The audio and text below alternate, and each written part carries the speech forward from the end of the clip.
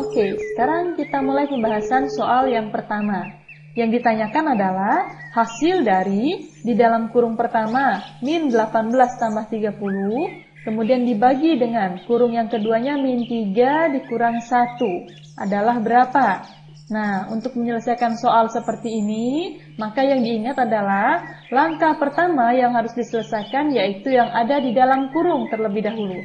Jadi yang ada dalam kurung selesaikan dulu. Kemudian langkah kedua, baru lakukan operasi perkalian atau pembagian. Kemudian langkah terakhir baru operasi penjumlahan dan pengurangan. Oke, kita coba ya. Lihat pertama kurungnya adalah min 18 plus 30. Artinya punya hutang 18, bayarnya 30.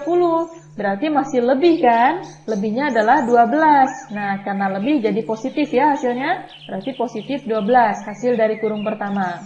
Kemudian dibagi dengan kurung yang kedua, min 3, min 1.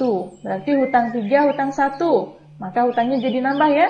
Maka hutangnya jadi 4. Berarti punya 12, kemudian dibagi dengan hutang 4. Nah, kemudian baru operasi pembagian ya sekarang. 12 dibagi dengan min 4. Karena positif dibagi negatif, maka hasilnya jadi negatif kan? Intinya begini cara mengingatnya. Kalau pembagian ataupun perkalian, kalau yang dibagi atau dikali itu tidak seragam, maka hasilnya pasti negatif.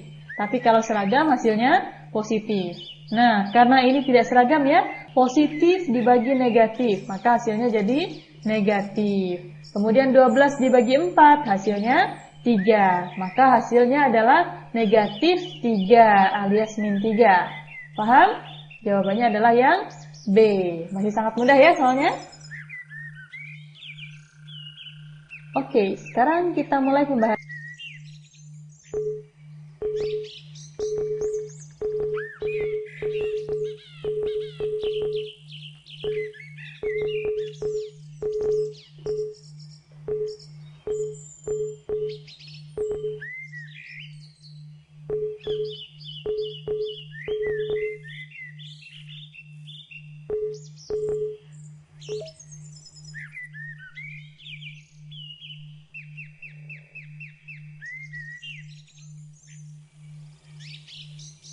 Baik, mari kita lanjutkan pembahasan soal kita.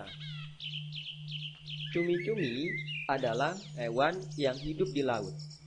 Ketika dalam bahaya, perilaku yang ditunjukkan oleh hewan tersebut adalah seperti apa? Apakah yang A, muncul di permukaan, B, mengeluarkan zat tinta, C, mengeluarkan zat beracun, ataukah yang D, mengeluarkan pelindung tubuhnya? Nah, kita tahu ya, hewan cumi-cumi, karena hewan cumi-cumi ini merupakan hewan yang sangat lezat sekali apabila dimakan. Nah, hewan cumi-cumi ini ketika dalam bahaya ternyata memiliki tingkah laku yang khas. Nah, tingkah laku yang seperti apa? Untuk mengetahuinya, mari kita analisis jawaban yang diberikan oleh soal. Jawaban yang A adalah muncul di permukaan. Apakah jawaban ini tepat? Tentu tidak ya, karena kebiasaan muncul di permukaan biasanya dimiliki oleh ikan paus yang setiap beberapa menit muncul ke permukaan yang berfungsi untuk menghirup udara atau untuk bernafas. Lalu yang B, mengeluarkan zat tinta. Zat tinta yang biasanya berwarna hitam biasanya memang dikeluarkan oleh hewan laut ini, yaitu hewan cumi-cumi. Jadi ketika cumi-cumi ini diserang oleh pemangsanya atau hendak ditangkap, biasanya air laut yang ada di sekelilingnya itu dia hitamkan dengan menyemprotkan zat tinta. Lalu yang C, mengeluarkan zat beracun. Mengeluarkan zat beracun biasanya tingkah laku hewan ular apabila ia dalam keadaan terjepit atau terjebak. Sedangkan yang D, mengeluarkan pelindung tubuhnya biasanya dimiliki oleh hewan landak. Jadi ketika hewan landak ini hendak ditangkap, biasanya duri-duri yang ada di seluruh tubuhnya akan naik atau akan menunjukkan ketajamannya.